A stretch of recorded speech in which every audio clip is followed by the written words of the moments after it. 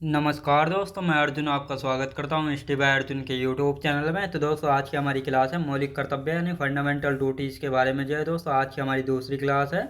तो दोस्तों, वीडियो को अंत तक जरूर देखना ताकि सभी क्वेश्चन जो है आपको आसानी से याद हो जाए। साथ ही दोस्तों, अगर आप हमारे चैनल पर पहली बार आएँ तो हमारे चैनल को भी सब्सक्राइब कर लीजिएगा, साथ ही बेल आइकन को प्रेस कर लीजिएगा ताकि हमारे आने वाले वीडियो का नोटिफिकेशन जो है आप तक पहुँचता रहे। तो चलिए दोस्तों, वीडियो को स्टार्ट करते हैं। यानी आज की क्लास में हम जानने वाले हैं मौलिक कर्तव्य यानी फंडामेंटल ड्यूटीज़ के बारे में। तो दोस्तों, यहाँ पे हेडिंग डालेंगे मौलिक कर्तव्य एवं राष्ट्रपति। मौलिक कर्तव्य एवं मौलिक कर्तव्य की जो है दोस्तों, आज की हमारी दूसरी क्लास है। तो 2 मिनट जो है पिछली क्लास का रिवीजन करेंगे और उसके बाद जो आगे बढ़ेंगे। तो दोस्तों, हमने कल की क्लास में जाना था मौलिक कर्तव्य यानी फंडामेंटल ड्यूटीज़ को जो है संविधान के भाग 4A में जो है जोड़ा गया। आर्टिकल की बात की जाए तो आर्टिकल 51A में जो है हम इन सारे मौलिक कर्तव्य को जो है जानेंगे। हमारे मूल संविधान में जो है मौलिक कर्तव्य नहीं थे, तो इनको जो है 42वां संविधान संशोधन अधिनियम 1976 के तहत जो है जोड़ा गया था। और साथ ही दोस्तों, जो 42वां संविधान संशोधन है इसको जो है मिनी कॉन्स्टिट्यूशन या लघु संविधान के नाम से भी जो है जाना जाता है, क्योंकि ये जो है सबसे बड़ा संविधान संशोधन था। और साथ ही दोस्तों, ये जो है हमारे मौलिक कर्तव्य जो हैं ये किसकी सिफारिश पर जोड़े गए थे, तो सरदार स्वर्ण सिंह समिति थी। तो इसने सिफारिश की थी कि 8 मौलिक कर्तव्य जोड़े जाएं, लेकिन 10 मौलिक कर्तव्य जो है जोड़े गए थे। वर्तमान की बात की गई थी, वर्तमान में 11 मौलिक कर्तव्य थे। और 11वां मौलिक कर्तव्य जो है 86वें संविधान संशोधन अधिनियम 2002 के तहत जो है जोड़ा गया था, जिसमें कहा गया था 6 से लेकर 14 वर्ष तक के बच्चों को प्राथमिक शिक्षा का अधिकार है और माता पिता एवं अभिभावक का कर्तव्य है कि वे 6 से लेकर 14 वर्ष तक के बच्चों को प्राथमिक शिक्षा जो है प्राप्त करवाएं। तो यहाँ तक। और साथ ही दोस्तों, हमारा पहला मौलिक कर्तव्य था कि आर्टिकल 51A में राष्ट्रीय ध्वज एवं राष्ट्रीय गान का सम्मान व संविधान का पालन करना चाहिए। तो यहाँ पर जो है यहाँ तक हम पढ़ चुके थे और आज जो है बाकी के जो बचे हुए हैं हम इनके बारे में पढ़ेंगे और फिर राष्ट्रपति को जो है शुरू करेंगे। तो आर्टिकल 51A में कहा गया है स्वतंत्रता सेनानियों एवं उनके उपदेशों का सम्मान करना चाहिए। आर्टिकल 51A में कहा गया भारत की एकता, अखंडता व संप्रभुता की रक्षा। तो दोस्तों, जो बाकी के जो हमारे 10 मौलिक कर्तव्य हैं, पहले अब इनकी थ्योरी लिख लेते हैं और इसके बाद जो एक एक करके इनको अच्छे से समझेंगे और फिर इसके बाद जो हम राष्ट्रपति को जो है जानेंगे। तो दोस्तों, लिखना स्टार्ट करते हैं। आर्टिकल 51A में अनुच्छेद 51A में तो इसमें जो है किसके बारे में बात की गई, तो दोस्तों यहाँ पे हम बात करते हैं इसमें स्वतंत्रता सेनानियों एवं उनके उपदेशों का सम्मान। स्वतंत्रता सेनानियों सेनानियों एवं उनके उनके उपदेशों का सम्मान। देशों का सम्मान जो है करना चाहिए। अब दोस्तों, यहाँ पे हम बात करते हैं आर्टिकल यानी अनुच्छेद 51A में। अनुच्छेद 51A की यदि बात की जाए तो इसमें क्या कहा गया है दोस्तों, यहाँ पे हम बात करेंगे इसमें भारत की एकता, अखंडता एवं सब संप्रभुता की रक्षा के बारे में। भारत की अखंडता, भारत की अखंडता, भारत की अखंडता, भारत की एकता एवं अखंडता है लिखेंगे दोस्तों। भारत की एकता एवं अखंडता, भारत की एकता एवं अखंडता और संप्रभुता की रक्षा और संप्रभुता की रक्षा, संप्रभुता की रक्षा के बारे में जो है बताया गया है। तो ये आपको याद रखना है। आप दोस्तों, यहाँ पे हम बात करते हैं अनुच्छेद 51A में। अनुच्छेद 51A में जो है बताया गया है, तो ये आपको याद रखना है। तो दोस्तों, यहाँ पे हम बात करेंगे देश की रक्षा के लिए तत्पर तैयार रहना। यानी इसमें कहा गया है देश की रक्षा के लिए, देश की रक्षा के लिए सदैव तैयार रहना, सदैव तैयार रहना। तो ये आपको याद रखना है। अब दोस्तों, यहाँ पे हम बात करते हैं आर्टिकल 51 के ई में। आर्टिकल अनुच्छेद यानी अनुच्छेद 51A के ई में, इसमें क्या कहा गया है? तो दोस्तों इसमें यदि बात करते हैं तो इसमें क्या कहा गया है? इसमें कहा गया है भारत की राष्ट्रीयता एवं भ्रातृत्व की भावना को प्रोत्साहित करना और महिलाओं का आदर करना। लिखेंगे भारत की राष्ट्रीयता एवं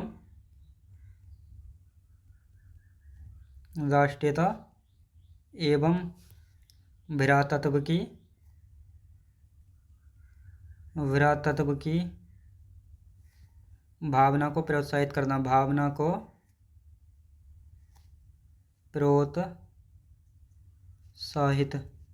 प्रोत्साहित करना और महिलाओं का सम्मान करना प्रोत्साहित करना और महिलाओं का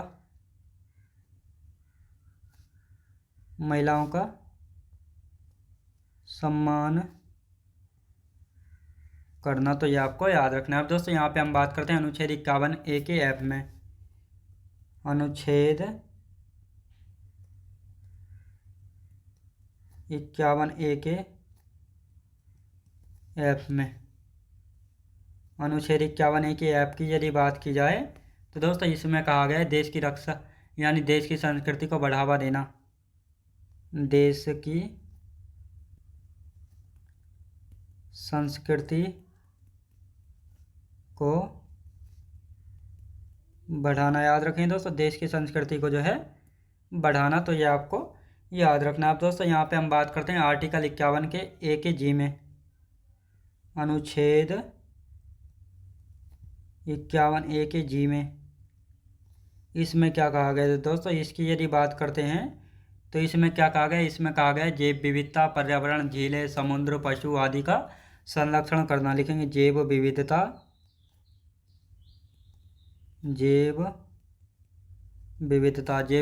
पर्यावरण,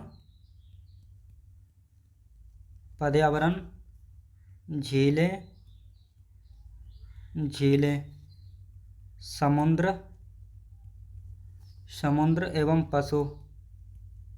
समुद्र एवं पशु आदि का संरक्षण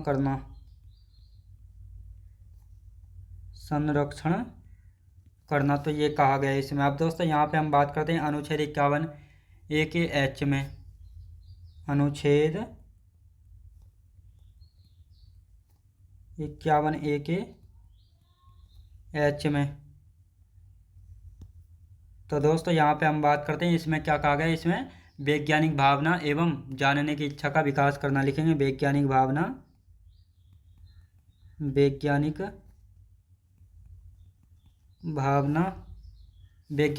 एवं जानने की इच्छा का विकास करना। याद रखें दोस्तों, जानने की इच्छा का जो है विकास करना। तो ये आपको याद रखना है। आप दोस्तों यहाँ पे बात करते हैं अनुच्छेद 51A के आई में। लिखेंगे अनुच्छेद 51A के आई में। तो दोस्तों इसमें क्या कहा गया है? इसकी यदि बात करते हैं तो इसमें जो है सामाजिक या राष्ट्र संपत्ति की रक्षा करना और हिंसा से दूर रहना। लिखेंगे सामाजिक या राष्ट्र संपत्ति की रक्षा करना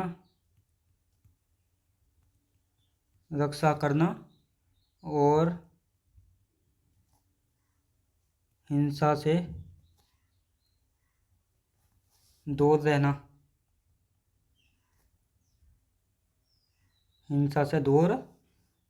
तो ये आपको याद रखना है। दोस्तों यहाँ पे हम बात करते हैं अनुच्छेद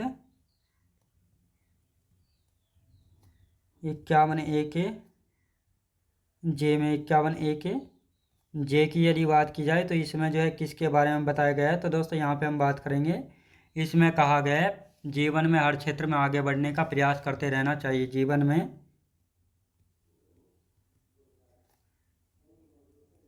में हर क्षेत्र में आगे बढ़ते रहना चाहिए। याद रखें दोस्तों, जीवन में जो है हर समय आगे बढ़ते रहना चाहिए, तो ये इसमें कहा गया है। तो दोस्तों अब यहाँ पे हम बात करेंगे आर्टिकल 51A के में। अब यहाँ पे लिखेंगे अनुच्छेद 51A के में। तो दोस्तों यहाँ पे हम बात करते हैं, इसमें सबसे पहले इस आर्टिकल को कब जोड़ा गया था। तो दोस्तों इस आर्टिकल को जो है यानी 86वें संविधान संशोधन अधिनियम 2002 के तहत जो है जोड़ा गया था। लिखेंगे 86वें संविधान संशोधन अधिनियम 2002 के तहत जोड़ा गया। तो ये आपको याद रखना है। आप दोस्तों यहाँ पे बात करेंगे, इसमें क्या लिखा है। इसमें लिखा है माता पिता या अभिभावक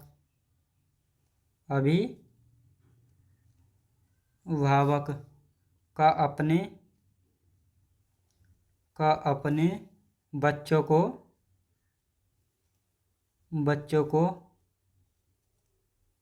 शिक्षा के अवसर प्रदान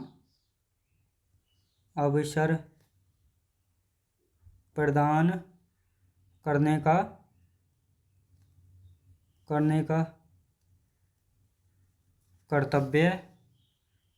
कर्तव्य 6 से लेकर 14 वर्ष की आयु के बीच के मामलों में। तो दोस्तों ये जो है हमारे कंप्लीट हो चुके हैं। अब इनका हम एक बार रिवीजन करेंगे ताकि ये आपको अच्छे से याद हो जाएं। तो दोस्तों यहाँ पे अब हम बात करते हैं, एक एक करके समझेंगे अच्छे से। तो दोस्तों आर्टिकल 51A के बी में कहा गया है स्वतंत्रता सेनानियों एवं उनके उपदेशों का सम्मान करना चाहिए।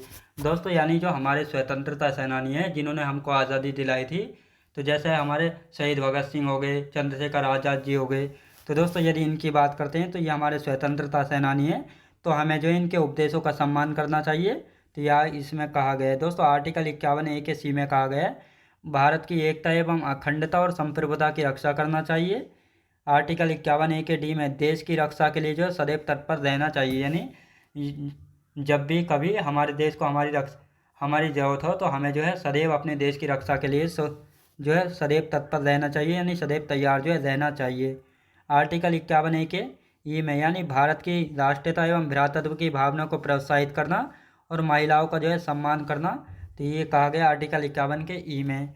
साथ ही आर्टिकल 51A के ऐप में देश की संस्कृति को बढ़ावा देना। दोस्तों जैसे हमारी देश की संस्कृति है तो इसको बढ़ाना, तो ये किस में कहा गया, आर्टिकल 51 के ऐप में जो है कहा गया है। तो ये आपको याद रखना है। दोस्तों यहाँ पे बात करते हैं आर्टिकल 51A के जी में, यानी जैव विविधता, पर्यावरण, झीलें, समुद्र, पशु आदि का संरक्षण करना। आर्टिकल 51A के एच में कहा गया है वैज्ञानिक भावना एवं जानने की इच्छा का विकास करना, यानी जो वैज्ञानिक भावनाएं एवं उनके जानने की इच्छा का विकास करना। यानी हमारे वैज्ञानिक जो है चांद तक यानी चंद्रयान छोड़ चुके हैं और चांद तक वो जो है पहुंच चुके हैं, उनको जो है हमें उनका सम्मान करना चाहिए, उनकी भावनाओं को और ज़्यादा प्रोत्साहित करना चाहिए ताकि वे और ज़्यादा ग्रोथ कर सकें। साथ ही दोस्तों आर्टिकल 51A के आई में कहा गया सामाजिक एवं राष्ट्र, यानी जो हमारी सामाजिक एवं राष्ट्र की संपत्ति है उसकी रक्षा करना चाहिए और साथ ही हिंसा से जो है दूर रहना चाहिए, यानी हिंसा नहीं करना चाहिए। आर्टिकल 51 के जे में कहा गया है जीवन में हर क्षेत्र में आगे बढ़ने का प्रयास करते रहना चाहिए, यानी जीवन में जो है हर क्षेत्र में, जीवन में चाहे आप किसी भी क्षेत्र में हो उस क्षेत्र में जो हमें हमेशा आगे बढ़ने का प्रयास करते रहना चाहिए। तो ये कहा गया आर्टिकल 51 के जे में। तो ये हमारा 10वां मौलिक कर्तव्य यानी 10वां फंडामेंटल ड्यूटीज़ है। आर्टिकल 51A के जे को जो है 86वें संविधान संशोधन अधिनियम 2002 के तहत जो है जोड़ा गया था। इसमें कहा गया है माता पिता या अभिभावक का अपने बच्चों को शिक्षा के अवसर प्रदान करने का कर्तव्य है, यानी 6 से 14 वर्ष के बच्चों की आयु के बीच के मामले में, यानी माता पिता या अभिभावक को जो है अपने बच्चों को शिक्षा प्राप्त या प्रदान करने का कर्तव्य है, जो कि 6 से 14 वर्ष के आयु के मामले में। याद रखेंगे। तो दोस्तों ये हमारा फंडामेंटल ड्यूटीज कंप्लीट हो चुका। अब यहाँ पे हेडिंग डालेंगे राष्ट्रपति यानी प्रेसिडेंट। तो राष्ट्रपति यानी प्रेसिडेंट की यदि बात की जाए तो इनको जो है संविधान के भाग 5 में जो है रखा गया है। और जो हमारे राष्ट्रपति इनके पद की तुलना जो है ब्रिटेन के राजा के रूप में जो है इनकी तुलना की गई है। यानी देश का प्रथम नागरिक राष्ट्रपति है। देश का संवैधानिक प्रधान होता है। कार्यपालिका की शक्तियाँ राष्ट्रपति के पास होती हैं। वास्तविक कार्यपालिका का प्रधानमंत्री एवं उसका मंत्रिमंडल होता है। और साथ ही तीनों सेनाओं का प्रमुख होता है प्रेसिडेंट यानी राष्ट्रपति। तो अब इन सभी को लिख लेते हैं और इसके बाद जो आर्टिकलों के बारे में हम चर्चा करेंगे। तो दोस्तों यहाँ पे हम हेडिंग डाल लेते हैं राष्ट्रपति। हेडिंग डालेंगे राष्ट्रपति यानी प्रेसिडेंट। राष्ट्रपति यानी प्रेसिडेंट।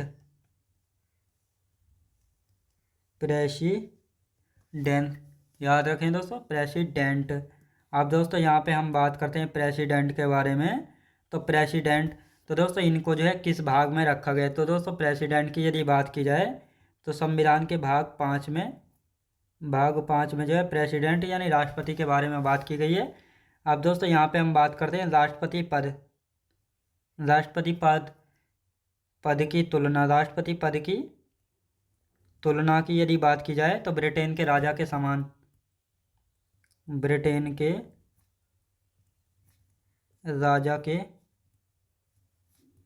यानी ब्रिटेन के राजा के समान। तो ये आपको याद रखना है। अब दोस्तों यहाँ पे हम बात करते हैं देश का प्रथम नागरिक होता है। देश का प्रथम नागरिक, देश के प्रथम नागरिक की यदि बात की जाए तो देश का प्रथम नागरिक कौन होता है? राष्ट्रपति यानी प्रेसिडेंट होता है, राष्ट्रपति जो है। और भारत का सबसे उच्च पद कौन सा है? राष्ट्रपति का पद है। ये भी आपको याद रखना है। देश का संवैधानिक प्रधान, देश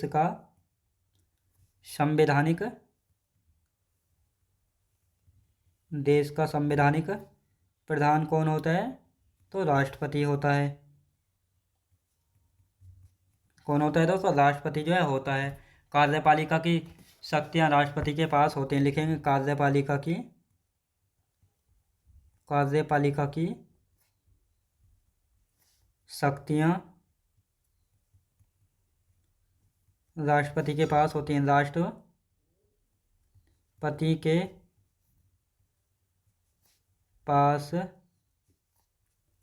होती हैं। देश की शक्तियाँ जो हैं किसके पास होती हैं? राष्ट्रपति के पास जो है होती हैं। अब दोस्तों यहाँ पे बात करते हैं वास्तविक कार्यपालिका का प्रधान। वास्तविक कार्यपालिका का प्रधान कौन होता है? तो दोस्तों वास्तविक कार्यपालिका का प्रधान कौन होता है? प्रधानमंत्री और उसका मंत्रिमंडल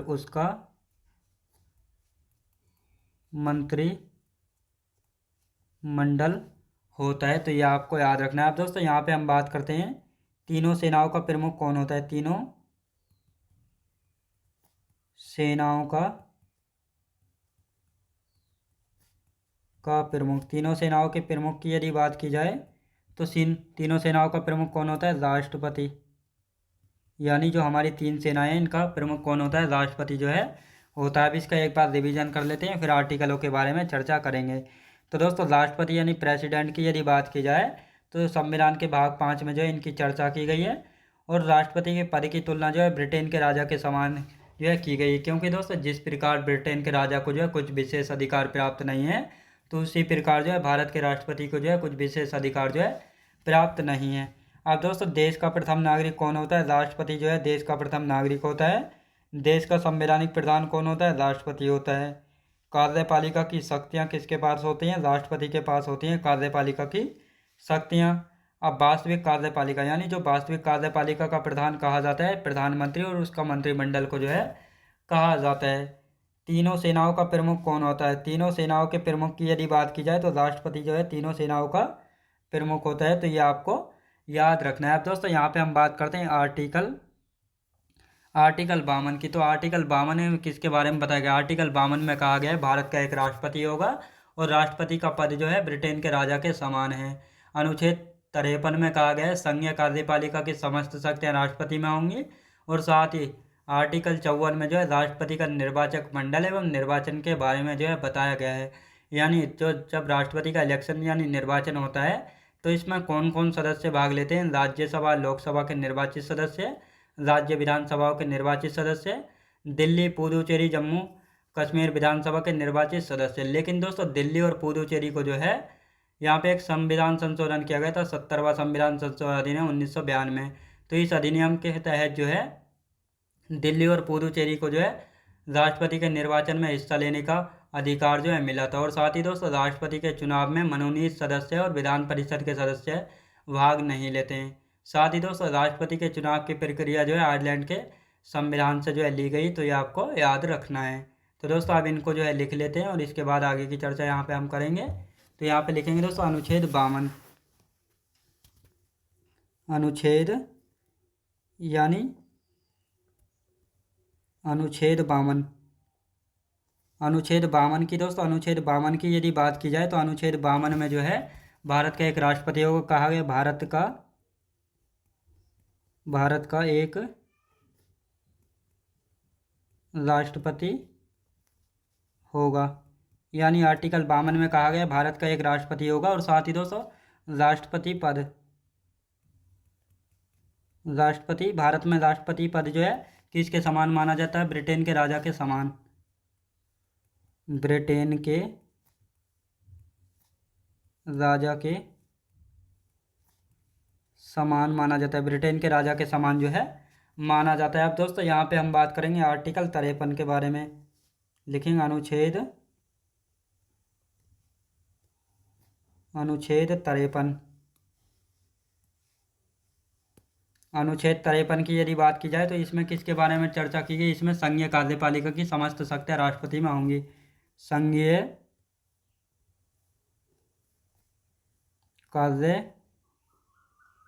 कार्यपालिका की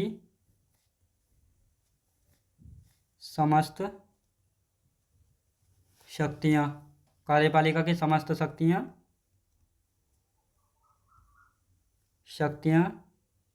राष्ट्रपति में होंगी, राष्ट्रपति में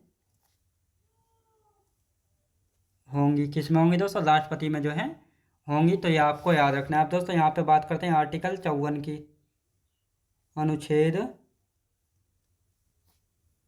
54, अनुच्छेद 54 की यदि बात की जाए तो अनुच्छेद 54 में जो है किसके बारे में चर्चा की गई। अनुच्छेद 54 की यदि बात की जाए तो इसमें जो है राष्ट्रपति का निर्वाचन, राष्ट्रपति का निर्वाचन मंडल, निर्वाचक मंडल एवं निर्वाचन के बारे में, निर्वाचन के बारे में जो इसमें बताया गया है। तो दोस्तों अब यहाँ पे बात करते हैं राष्ट्रपति के चुनाव में जो है कौन कौन सदस्य भाग लेते हैं। राज्यसभा एवं लोकसभा के निर्वाचित सदस्य, लोकसभा के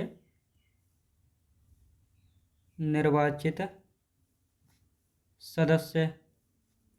साथ ही दोस्तों यहाँ पे हम बात करते हैं राज्य विधानसभाओं के निर्वाचित सदस्य, राज्य विधान सभाओं के, राज्य विधानसभाओं के निर्वाचित सदस्य, निर्वाचित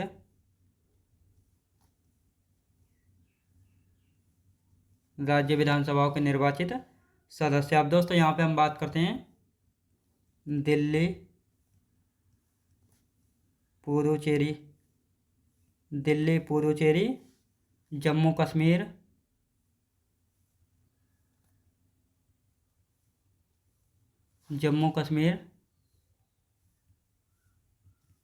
विधानसभा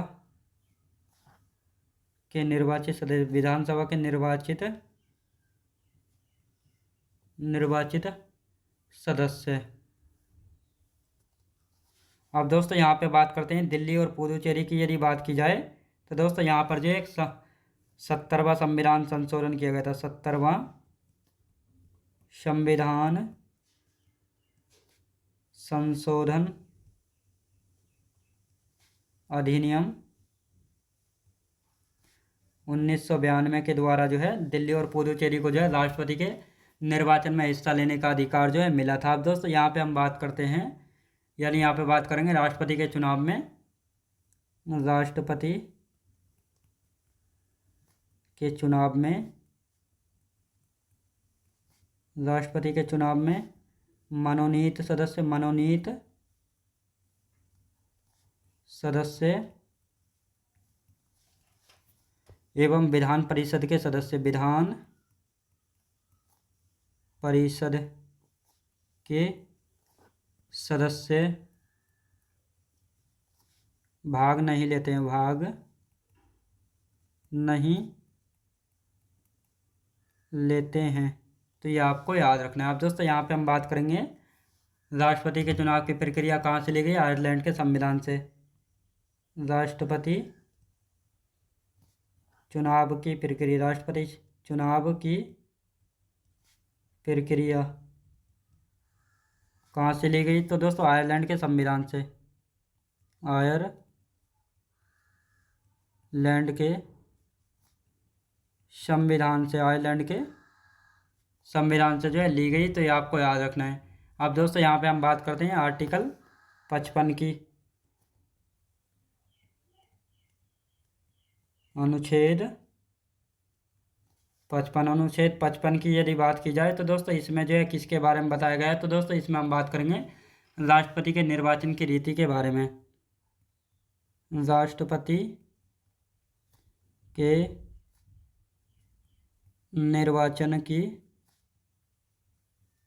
रीति के बारे में जो है इसमें बताया गया है। तो ये आपको याद रखना है। अब दोस्तों यहाँ पे हम बात करेंगे राष्ट्रपति का निर्वाचन यदि बात की जाए तो निर्वाचन कैसा हुआ था, एकल संक्रमणीय मत प्रणाली द्वारा, एकल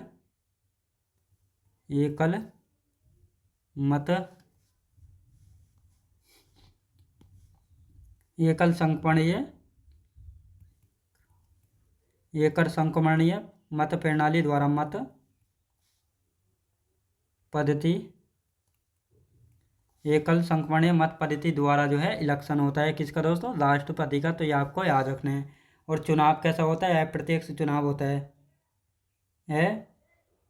अप्रत्यक्ष चुनाव होता है, अप्रत्यक्ष यानी इनडायरेक्ट इलेक्शन जो है होता है। तो ये आपको याद रखना है। अब दोस्तों इसका एक बार रिवीजन कर लेते हैं। तो यहाँ पे हम बात करते हैं आर्टिकल 52। दोस्तों आर्टिकल 52 की यदि बात की जाए तो भारत का एक राष्ट्रपति होगा। ये कहाँ पे कहा गया, आर्टिकल 52 में कहा गया है भारत का एक राष्ट्रपति होगा।